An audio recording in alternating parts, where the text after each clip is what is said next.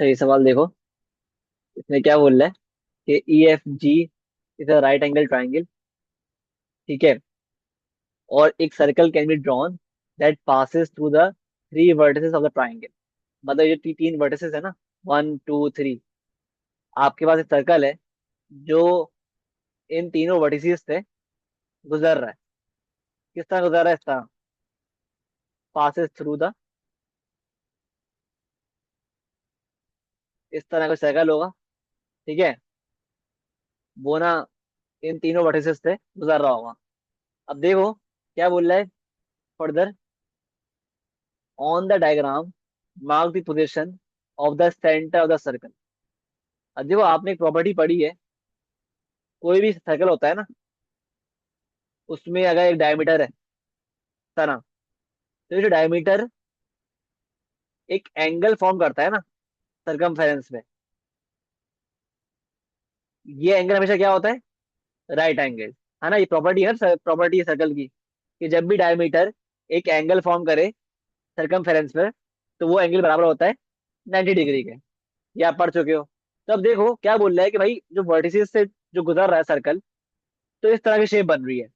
तो आप खुद देखो, ये एक लाइन ऐसी लाइन है, इसका जो एंगल बन रहा है ना सरकमफेरेंस से, वो क्या बन रहा है? वो बन रहा है राइट एंगल, मतलब 90 डिग्री। तो जाहिर सी बात है, ऑब्वियस सी बात है, ये कब पॉसिबल है? जब हमारे पास ये लाइन एफ जी जो है, ये होगी डायमीटर, जब ये पॉसिबल है ना। अगर लाइन एफ जी डायमीटर है और फिर वो इस सरकमफेरेंस पर एक एंगल मेक कर रहा है, एंगल बना रहा है, तो ही वो क्या होगा? राइट एंगल, है ना। तो क्या मतलब हुआ? लाइन एफ जी क्या है? Is a diameter. और अगर लाइन एफ जी डायमीटर है, तो लाइन एफ जी का जो मिड पॉइंट होगा वो क्या होगा? सेंटर। तो आपका सेंटर जो है वो कहीं एफ जी के बीच में मार्क होगा यहाँ पर, सेंटर सी। क्यों? रीजन क्या है? एक्सप्लेन करना रीजन। क्या रीजन है? क्योंकि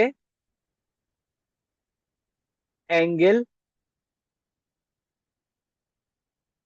formed by the diameter on the circumference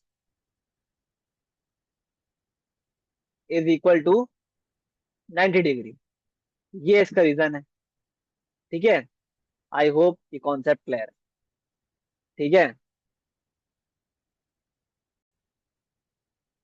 अब ये सवाल देखो, बहुत ट्रिकी क्वेश्चन है ये सर्कल प्रॉपर्टीज का। क्यों? इसके लिए you should know a property of a circle.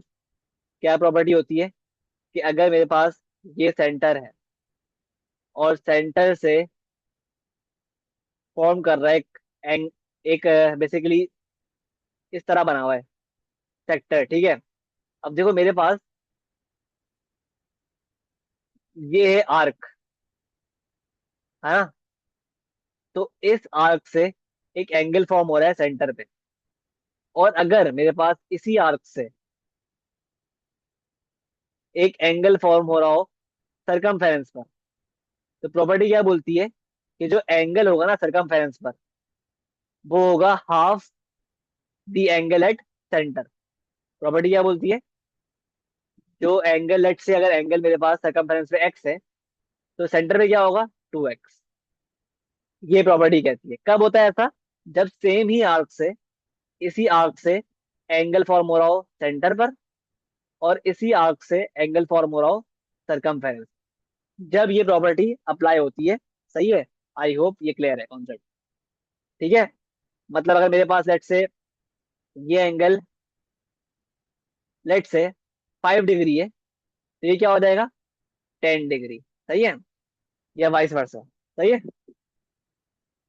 अब आते हैं क्वेश्चन पर। क्वेश्चन क्या बोल रहा है? A P and B R point और circle centre O. Angle O B है 38 दिया हुआ है आपको। सही है। 38 degree. Find angle A P B, ये निकालना है हमें। A P B. अब गौर करो आप यहाँ पर, आप चेक कर रहे हो ये आर्क देखो, आर्क ए बी। इसी आर्क से हमारे पास एंगल बन रहा है सेंटर पर। ये वाला। और इसी आर्क से हमारे पास एंगल फॉर्म हो रहा है सरकमफेरेंस में, इसी आर्क से, है ना। दोबारा चेक कर लो। इसी आर्क से हमारे पास ये आर्क है ए बी, इससे ही एंगल फॉर्म हो रहा है सेंटर पर, और इसी आर्क से